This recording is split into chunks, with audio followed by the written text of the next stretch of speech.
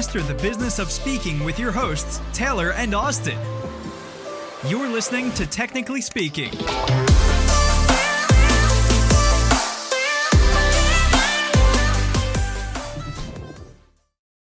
Welcome to another episode of Technically Speaking. I am so excited that you decided to chime in to today's episode because we are talking about something very near and dear to our hearts at SpeakerFlow.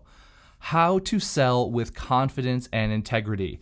And on today's episode, we've invited Mark Hunter, CSP, also known as the Sales Hunter, to discuss this very topic with us. Mark is one of the top 50 most influential sales and marketing leaders in the world, and he is the author of 3 best-selling books, High Profit Prospecting, High Profit Selling, and his newest, A Mind for Sales. Mark's strategies are used by thousands of salespeople from Fortune 100 just to small startups to other experts like yourself, and it works for anybody. Mark doesn't view sales as a job, he views it as a lifestyle. He believes that when you live sales in this way, you have the ability to create deep relationships that impact others. And that's why we had to have him on the show.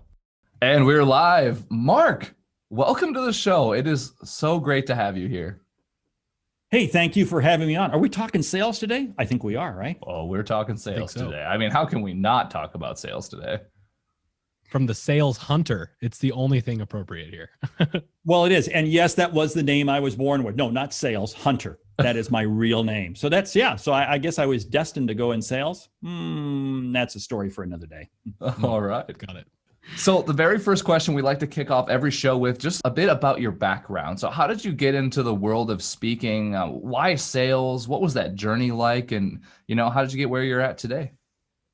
Well, how I got where I am today, really, so I'll tell you real quickly. I did not want to be in sales. I was in sales for about 18 years before I began doing this. I've been doing this about 20 years. Yeah. And what's funny is I did not want to get into sales, but I couldn't afford a car. I couldn't afford car insurance. So that's actually how I wound up in sales. Long story. I won't bother to bore you with the details. But after about 18 years in corporate America, I thought, hey, you know what?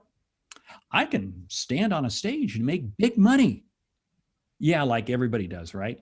So I walked out of corporate America and began to realize that's a hard journey. So I actually kind of became a consultant for about 10 years. And then probably about 7 or 8 years ago, I really kind of began to shift to be speaking. And now pretty much that's what I do. I just speak. And when you do have the name, The Sales Hunter, it is pretty obvious what this guy must be speaking on. Yeah, makes sense. Absolutely. It's clear. I like that. And where did that come from? Why the Sales Hunter? I mean, I get the Hunter last name piece, but where did that phrase come from? Why did you pick that? Because the domain name was available. That's how that goes these days, right? This is not rock. Hey, I made the upper half of my class possible. Just we'll kind of put that into context. I was meeting with Bill Marvin, who is known as the restaurant doctor. He's since retired from the speaking industry. If some of you listening to this have been around the industry a number of years, you'll remember the name Bill Marvin. He told me, Mark, you've got your last name Hunter. It's great. It's slick. It works. Sales Hunter. So we Googled Sales Hunter. It happened to be taken. So we put a "the" in front of it, thesaleshunter.com. Domain was available. We bought it. That's how I became the Sales Hunter. Wow. A lot of market research. A lot. Yeah. Domain availability. That's kind of how it goes these days. And someday you'll probably be able to sell that domain for a whole bunch of money. So. Well, what's funny is when you do have the name Mark Hunter, it's really a very popular name. I mean, there's a Mark Hunter that's a hockey player, a Mark Hunter that's a member of Parliament. I mean, there's a Mark Hunter that's a member of an Irish rock band. I mean, it's very, very common. So to try to buy the domain name Mark Hunter, I've tried, never been successful. So the Sales Hunter really has worked out very well. And yeah, one day I'll sell it, put down the microphone and walk away. There you go. Go out in glory, Mark. Exactly right. So your tagline on your website is sell with confidence and integrity. And both of those things are crucial. I agree with, and I'm curious to have you unpack that. Both of those things, I think, are misunderstood in sales a lot of those times, why confidence and integrity are both important. So I'm hoping you can sort of just elaborate for us why you chose that and why those words are so important to you. Yeah, well, first of all, there's a lot of fakeness in this business. This is what I can't stand. We've all run into speakers who say one thing on the stage and off the stage they do something totally different. That has rubbed me the wrong way from the beginning. This is where I say integrity. I want to be the exact same person in every conversation I have, regardless if it's a conversation with just you two guys or whether it's a conversation with 1,000 people. It's the exact same message. That's integrity. That's following through and doing what you say you're going to do. So if you're going to tell an audience to do something, guess what? When I talk about sales, that means I better be able to do it.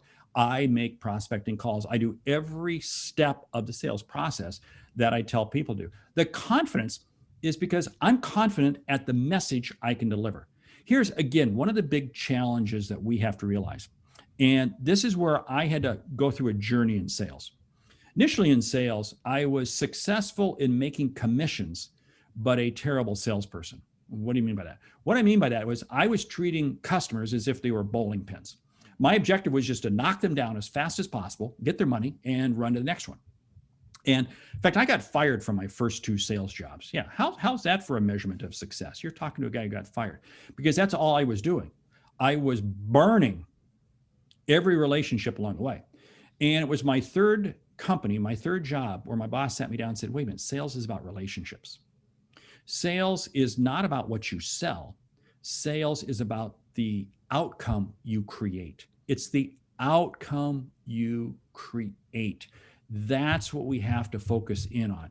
You see, my whole goal is I want to empower you to be able to do something different. I always say, I want to help you see and achieve what you didn't think was possible. To me, that's what sales is. And so sales to me is just the medium that I use to help people see and achieve what they didn't think was possible. And I use the platform, speaking. I use podcasts. I use all the various tools that I can unpack, and use to be able to share with you that message of how you can see and achieve what you didn't think was possible. I think we can just wrap this episode, guys. That's it. I think that's it. That's the golden nugget. Okay, we're good. Hey, That's see, I'm selling the domain name right now. Yeah, I'm gone. okay. I'm out of here. It's at its peak. No, I love that, and I mean, I think there's such a negative connotation to sales sometimes for people, right? Like, oh, I don't want to be a used car salesman and I don't want to be a pest. Well, then don't be a pest. Like, just be a human being, build a relationship. I can see you have some opinions over there, Mark. How do you feel about this subject? Well, here's the thing. If you were driving down the road and you came across an accident and there's nobody else on the highway, you would stop to help those people. You may not be trained as a medic, but you would still stop to help them. You would help them, and then you would try to get some help. Okay. This is what sales is all about. If I have the ability to help someone, it's my obligation to do so. I owe it to them. Now, they may not know that I need to help them because they don't know who I am. I like to say there were 1,000 companies, 1,000 people that woke up this morning needing what I have to offer. But they won't know unless I reach out to them.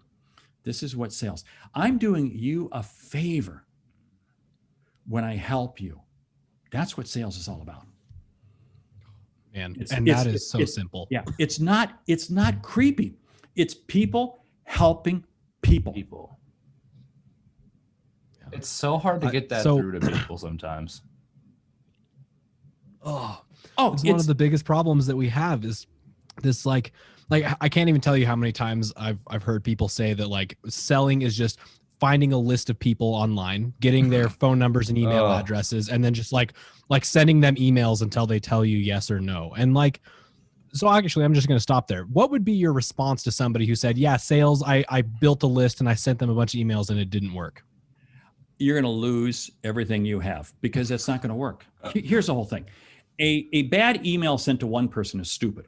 A bad email sent to 1,000 people is really stupid. And that's what you're going to do. Here's the whole thing. I want a list. First of all, you have to ask yourself, who's your ideal customer? Don't sit there and say it's just names. This is what I say. Well, I have this list. No, what you have is you have people with heartbeats. My dog has got a heartbeat. My dog is never going to buy anything from me. You got to focus in. What is your ideal customer? Now, how do you determine what your ideal customer profile is?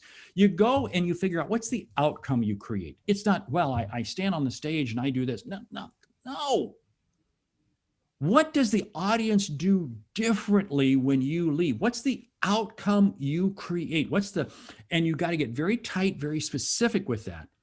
And then you back up and you say, okay, who is the audience that is going to be best suited to hear that message? Then I could begin to narrow down to your ICP, ideal customer profile. That's where I spend my time. And oh, by the way, those people, I can sit there and I can message, I can pick up the phone, I can call because I owe it to them, because I know I can help them. I know I can help their group. I know I can help their company. I know I can help them.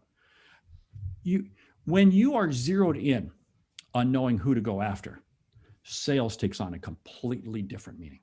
Oh yeah. That makes total sense to me. Do you find that people have misconceptions about what an ICP really looks like? Because we ask people this all the time. Who's your ideal client profile? And almost always it's, I work in insurance or something like, if they have an answer at all. So how would you define an ICP in the real world? Yeah. What you would do is you would, first of all, look at your current list of clients. Look at everybody that you've done work for. Okay. And you write them and make a list, you put them down on the left-hand side of the piece of paper. And then on the right-hand side, you write down, what are the outcomes? What were the tangible, specific outcomes that they created? And you're going to go through that and you're going to begin to see things that begin to match up. So we'll say it's insurance. Okay, fine. Insurance is huge. That's like saying business. I deal with business people. No, insurance. So is it casualty and property? Is it the underwriting side? Is it life? Is it home and auto? What segment is it? And oh, by the way, are you dealing with just the brokers, or are you dealing with the individual agents? Are you dealing with small agencies? Are you dealing with independents? We increase our value the more specific we become in who we're going after, because here's what happens. You get to become very smart. You become very, very knowledgeable. When you pick up the phone and you're talking to somebody, you're talking their language. See, they don't see you as a speaker. They don't see you as someone who's going to fill a slot. They see you as a peer. They see you as an industry expert. They go, wow, I've got to have you in front of my audience. So the specificity is the most important part. Is that what I'm hearing? That is without a doubt the most important part, because here's the whole thing. The only good speaking engagement is the one that leads to the next speaking engagement. Here's what I always pride myself on. I want to be able to, and because this is a great business, let's see, you're going to pay me to come speak. And really what I'm doing is I'm getting paid to make a sales call, because by the time I get done, you're going to say, Mark, can you do this for me? Can you help me with this? Can you help me with this? So I can take this single speaking engagement and turn around and bolt on more and more and more and more things. And that's even before I've begun to say, hey, who else do you know in the industry? That's even before I know the referrals. I create this continuous stream. And here's the thing. If you're not getting referrals, if you're not getting bolt-on business to what you're doing, you're not any good on the platform. Yeah. I hate to say it, but that is a measurement of the quality of what you're doing. And you increase your quality by staying very tightly focused against your ICP. You guys were getting kind of emotional on that. I'm literally about to cry. I thought I saw a tear there. Mark, there's just so much fluff out there, as you know. And I don't know how much, Austin and I have a deep sales background together. This is where we met each other. I mean, our entire history is rooted in sales, and it's something we try and portray in the technology, the strategy, the community we provide speakers. It's like, this is a core component to your business. So to hear you even just mention all the things you just mentioned is right in line with what we try and iterate here at Speaker Flow. But one thing that stood out to me is your beyond the keynote, right? Like it's not about the relationship up until you make the sale, but it's what you can do after that point to continue nurturing that along, to deepen that relationship, to go deeper with them, have a bigger impact. And I'm sure that impact generates even more business as a result of going that deep with them. Oh, let me share with you a really quick example, and I love doing this. I will be speaking, to a group, and we'll say the CEO is in the room, some other lead, and I'll get to know the CEO. And of course, everybody always wants to, suck up to the CEO, and I just get to know. And then what I'll do is I'll just have a conversation. There's nothing. I'm not selling anything. But what I'll do is a week later, I'll pick up the phone and I'll call them and say, "Hey, I just got done reading this book." Oh, and it's not my book. It's somebody else's book. Yeah. Right now, there's 2 books that I'm very highly recommending. And that is Atomic Habits and Ray Dalio's Principles. And I'll ask them, "Hey, have you had a chance to read Atomic Habits?" "Oh, no, I haven't." "Hey, you know what? Great book. I'll send you a copy." And I just go to Amazon and send him a copy. Nice. And suddenly that CEO goes, "Wait a minute, this guy was in talking about sales. He's got his own book, but he shared with me and talked with me and he sent me this copy. This guy's a pretty good guy." It is amazing how that conversation suddenly shifts the next time I pick up the phone and call. I'm now seen as a peer. I'm now seen as, "Hey, let's grab some time together. Let's talk." I had this happen to me just the other day. I had a CEO call me. And what was funny was I'd done an engagement with them about 8 months ago, virtual. And I've been trying to reach out to them, and we just couldn't get it set up, but I really wanted to. And I had sent him a copy of a book last fall. We had a meeting, had a conversation, 30-minute meeting. And he said, "Hey, Mark, would you mind? I have a peer group of some other CEOs." My ears are perking up. Mm-hmm. We kind of get together, every month or 2. Could I set up a Zoom call for you just to kind of share with them? "I think we can make that happen." Yes, of course I could. See, what was he seeing? He was seeing me as a peer. Yeah. This is what happens when we do our job correctly.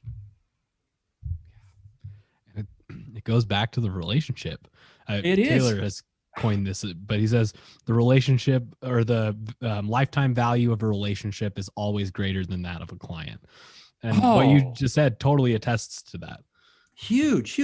It's an old line. Your net worth is the sum of your network. I mean, okay, that's an old line. It's been around forever. But here's what I tell speakers. This again is one of those easy things. And again, so many speakers are afraid to pick up the phone and call. They're afraid to make. So what I say, call somebody up and ask, "Hey, have you had a chance to read this book? Read a book, Atomic Habits." That's a book I already mentioned 3 times, right? But it's amazing how to have a conversation with anybody, anytime. Just picking up the phone and engaging them of something of interest to them. And what does that do? It keeps the conversation going. Because now what I have is I love nurturing CEOs and VPs of sales and those types of people. You know what happens? They talk to other VPs of sales. They talk to other CEOs. Because you're top of mind. So guess what? Gets the phone ringing. And oh, by the way, I'm connected with these people on LinkedIn. By the way, here's something. Now, I can't stand social media because I won't go down this path, but here's the whole thing. Your reputation does arrive before you do. So you better have a very good, robust LinkedIn profile. Oh, by the way, Facebook is not where our business is found, period. Now, there's maybe 10% of speakers out there that it's LinkedIn. It's LinkedIn. We as a community have got to get serious about it. I've been serious on LinkedIn for years. Now, LinkedIn is not about clicks and likes because you can't take clicks and likes to the bank. I don't know where you bank, but I bank. I pulled up the other day with 100 clicks and 55 likes, and they rejected the deposit. Doesn't work. Weird. What you got to do is you nurture your online presence for years. It is a long tail. Don't sit there and think that I'm going to spend 2 hours a day on LinkedIn. And within a week, the phone's going to be ringing. It's not. Your mother is not even going to call you. Okay.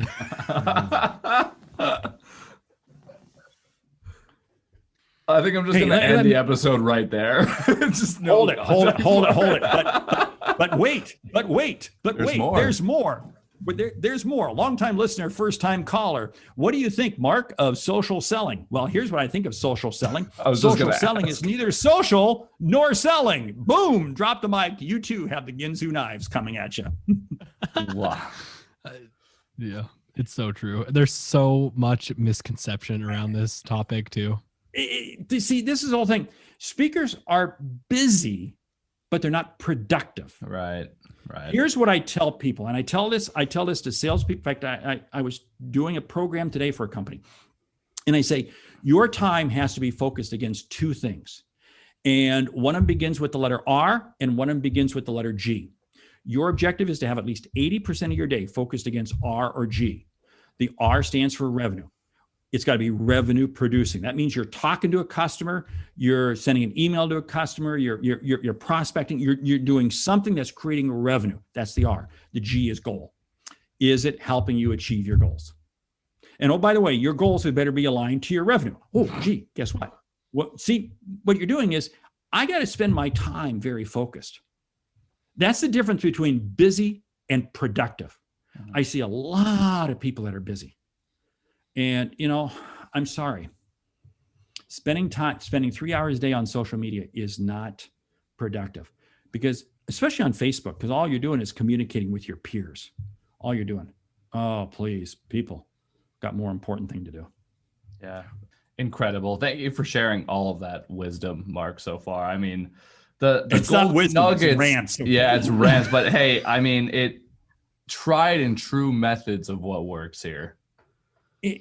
Here's the best tried and true method. And this is why I like what you guys are doing. The key is, it's not about having 1,000 leads. Hey, I'd love to have 1,000 leads. I want to have 25 leads that I'm nurturing and working very well. It's the consistency of the follow-up and follow through. Mm-hmm. I always say the best sales advice you're ever going to get is found in your shower. It's found on a bottle of shampoo. 3 words: rinse and repeat. Rinse and repeat.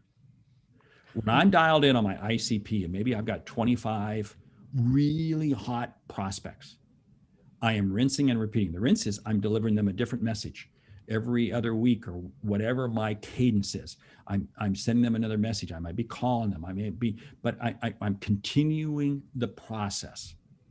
We have to create the frequency of the message in order for them to demonstrate and see the competence that we can bring to them. And that isn't that, hi, hire me. Nobody wants to hire a speaker, period. Get over it. What they want is, they want solutions to their problems. And that's even to the meeting planner. The meeting planner doesn't want to hire a speaker. They want to have a meeting that is well run. They want to have a meeting that's going to go smooth. They want to achieve the right accolades after the meeting's over, whatever it is. Focus on the outcomes. That's where you need to be with all of your time. Man, I love that. And one thing though that we struggle with occasionally in conversations with speakers is the I don't have enough time complex, right? Okay, so you're not prospecting, you're not selling, you're working out of a spreadsheet, which you're not using, but you don't have time. So Mark, I know you get booked a lot. I know you lead a busy life. You create a lot of content. You have a family, you have people around you, a network, friends. How do you maintain the sales process in your week to week, let's call it? How do you structure your time to make that as effective as possible? You're getting me warmed up here. You have to carve your day into segments and pick up a 2x4. Pick up a 2x4 and hit yourself across the head. No, don't. But what you want to do is, you want to break your day into 4 2-hour segments. 4 2-hour segments. You're going to spend 2 hours a day doing nothing but prospecting. You're going to spend 2 hours a day just working on existing client work. You're going to spend 2 hours a day maybe recording or writing. You're going to spend 2 hours a day doing email, social media, all that other stuff. But you segment your time. I absolutely segment my time. I do not create a list of to-dos. I literally put on my calendar. In fact, this is creepy. This is really weird. This is way too much information. I needed to drain my hot water heater. I literally put it in my calendar to drain my hot water heater at 8:30 on Tuesday night. And sure enough, there it is. And I went down to the basement and I drained my hot water heater because it was on my, you have to, we all have the same amount of time. It's how you choose to use your time. So what I do is I have a very concise process. I don't sit here and look for 1,000 leads. I have a list right here of about 20 clients, 20 prospects that I'm actively engaged with. And I have notes on all of them. I use my system. I use it, and I use it well. You've got to stay focused. Here's the thing. Focus and discipline is going to do more to help you grow your business than anything else. Again, that's why I like Speaker Flow, because it helps you be focused and it helps you be disciplined. But here's the problem. Too many people will buy Speaker Flow, right? You have seen this.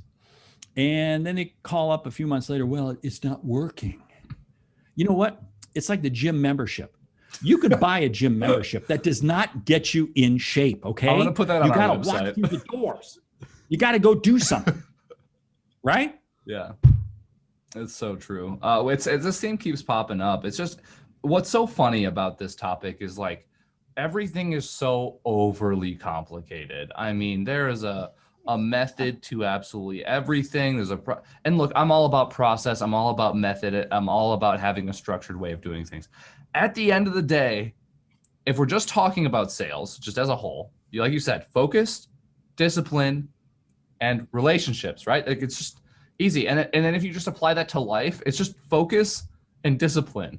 Like every area of life, and it's not any harder than that. Like, it doesn't need to be overcomplicated. And I love how simple you make such a complex topic seem to people who may be, struggling with sales. We overcomplicate it because we're afraid of picking up the phone and making the call. That's right. That's why. Oh, there's a new app. Oh, there's a new thing. Oh, wow. Yeah, see, that person has this program. I should buy that. I should buy this. I should buy this. It right here on my desk right now. I have my laptop. I have a monitor, so my CRM system, and I have 2 yellow pads. Oh, gee, I've complicated myself because I have 2 yellow pads. Oh no, that's my system. That's it. It does not have to be complicated. It's simple. It's people talking to people. Here's what I want you to do. I want every person who's listening to this, I want you to write down 3 letters, CFT, customer facing time. And I talked a little bit about it earlier in a different context, but I'm saying your objective is to say, how much CFT do you have every day? CFT, customer facing time. In other words, how many phone calls are you making? How many conversations are you having? I have in my business 5. My magic number's 5. I know some very successful speakers that it's 2. I know others that are 10. Mine is 5. I want to have 5 conversations a day. If I have 5 good conversations a day, you know what? I know my calendar's full and things work. Heck yeah. It's not rocket science. And then it's predictable. You have a repeatable process. You don't need to stress about it. You know, if you just do the thing every day the way you should, it's going to get done. And you can elevate. It's like Maslow's hierarchy of needs in a way. You're not fighting for revenue. You know it's coming. You can elevate your thought process, your ideas, your creativity. I don't know about you. I become a better human being when I have more money in the pipeline. I don't know if that's just materialism or if that's just comfort or if that's just me taking care of my needs. But when there's money in the pipeline, you get comfort, and then the creative energy really starts to flow. You're not doing yourself a service. You're not doing your clients a service. You're not doing anybody around you a service by not selling. And you avoid if you only have 1 deal in the pipeline, then you panic. Yeah. I'll do it for free, but can you give me a couple Big Mac coupons? I mean, that's right. The scarcity right? mindset. I mean, it's amazing when the pipeline is full, when you've got deals coming through, and it's amazing how much more confident you are on the telephone. It's amazing. You have conviction. You have conviction. And here's the whole thing. People sit there and say, well, how can I charge this for a 30-minute speech? It's not the speech, idiot. It's the outcome you create. It's the outcome you create. Some of my biggest, I just did seriously, it was a 12-minute engagement earlier this week, 12 minutes. That was it. And I booked a pretty nice fee off of that. Let me tell you something. That was a nice fee. 12 minutes. That's all the client wanted. But you know what? It moved. It happened. And we delivered the outcome. And oh, by the way, am I getting more work off of it? Yes, I am. Brush that dirt off your shoulder real quick. Yeah, no, I mean, and I don't mean that egotistically. Of course No, not. but it's proof of concept. It's proof of you concept. Practice what you preach, you know? Yes, you have to practice what you preach. And that's where the integrity comes from. That is where integrity comes from. And let's not kid ourselves. We've all had miserable failures. We've all had miserable failures. That isn't, and it's not the failure, it's how you pick yourself up after it. I mean, I had a situation last fall. I did an engagement and it just didn't go well. And I came back to the client. I said, hey, I'm going to do some other things. Oh, great. And wow, we have hit it off and it's been fantastic. And I go, I'm glad I kind of botched it because it sure allowed for a lot more conversations. Yeah. People get so hung up on, especially with sales, because it's so easy to take rejection and failure personally and have it hurt you. But like the reality is that in anything that you do in life, I guess this is just my personal opinion. We'll see if you agree with this, Mark, but anything that you do in life that's meaningful, almost certainly it's going to start badly and you're going to do a bad job. And that's part of it, because through the failure, you learn what works and you get better at it. And like nobody ever died from hopping on a phone call and being told no. Like it's really though, like, you know, and getting told no is just going to help you figure out the right way to package that outcome in a way where people say yes. Like it's a data point. It's not meant to hurt you. And I don't know. I think people let that fear get in the way of doing some really amazing things when really like it's not that hard. You just have to be willing to get the no's and be rejected sometimes and screw up and fail and fall on your face and then have the courage to stand up and do it again. And if you do that long enough, it will work. I know that in my bones. I got two things I want to say on that, because you're right. That first call you make is gonna be lousy, but it's just like a little baby when they're learning to walk. Oh, they fell down the first time. Does that mean they never walk again? No, they get up and try it again. They get up and try it again. Eventually, they get up and they stay up. And that's the same thing you have to do. Don't worry about your first 100 calls. Don't worry about your first 1,000 calls. Those are just butt drops as a baby. It's okay. It will come. Second piece is this. You have to realize that when somebody rejects you on the phone, somebody comes unglued, you have no idea what was going on in their life before you called. Okay. You know, you may have caught them at just an absolute wrong time and they're just taking out their bad day on you. This is like driving down the road and you drive through an intersection. You've got a green light. You're where you're supposed to be and you get hit broadside. It was just that car. And you guys just happen to be in the wrong place at the wrong time. So don't take it personally. And I love you now. Nobody's ever been hurt from being rejected. I've yet to see somebody that, you know, they've lost an arm, they've bled to death. No, it just doesn't happen. It's okay. I get rejected all the time. That's right. I'm still married. So this last question that I have for you, Mark, is if somebody's struggling with sales right now, what is the number one thing that they should consider? What's the number one thing they should fix based on that? Yeah, zero in on be your ideal customer profile. That's what it boils down. And start having conversations just to ask them what's going on in their industry. You want to become confident in that space. Just have conversations. Your objective is to treat that other person as if they're a bobblehead doll. And you're just getting their head moving, Just practice with that for a week or 2 or 3 weeks. Don't worry about that. I coach a lot of newer salespeople, and this is a process that we go through. It's just getting them comfortable. And then what's very interesting is you can begin having a conversation with, hey, you know what? I've got some ideas. I've got some things that I could share with you. Have you got a couple minutes? Let me just share with you. And the whole idea is not to present. The idea is to ask questions. I say this, the best sales call you'll ever make is the one where you're just asking questions. And I don't care what the question is, just let them keep talking. And whatever they share with you, you ask them a follow-up question. Right. You just keep ask people their opinion. It's amazing. They'll share it with you, just as we've been doing here for the last half hour. So we've just been sharing opinions. Yeah. I don't know if we're doing anything, but no, what the heck. We'll just call this episode very opinionated and round it out. Mark, this has been an amazing episode. Thank you so much for coming on and hanging out with us for a minute. As you know, we're all about providing value to our audience. So what are some of the things that you're working on right now that our listeners can benefit from? Well, I think one of the big things is to pick up a copy of the book, For Mind sure. for A Sales. Mind for Sales. That came out right at the beginning of the pandemic. And I'll tell you what, it walks you through my sales journey. So many stories in there, but that's really the best way. Hey, jump out to my website, thesaleshunter.com. There's a ton of free stuff that you can download, ton of free stuff that you can get. And my YouTube channel, find me on social media. Yeah, I'm there, but go to the website, get the book, A Mind for Sales. I will have a link in the show notes directly to that book.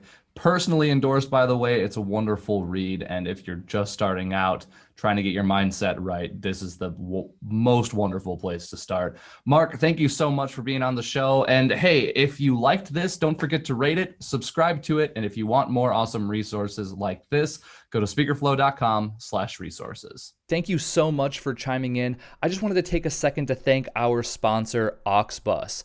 Auxbus is the all-in-one suite of tools you need to run your podcast. And it's actually what we run here at Speakerflow for Technically Speaking. It makes planning podcasts simple. It makes recording podcasts simple. It even makes publishing podcasts to the masses simple. And quite honestly, Technically Speaking wouldn't be up as soon as it is without Auxbus. Thank you so much, Auxbus. And if you are interested in checking Auxbus out, whether you're starting a podcast or you have one currently, get our special offer, auxbus.com/speakerflow, or click the link below in our show notes. Thanks for tuning in today. Check the show notes for more info and see you next time. Later.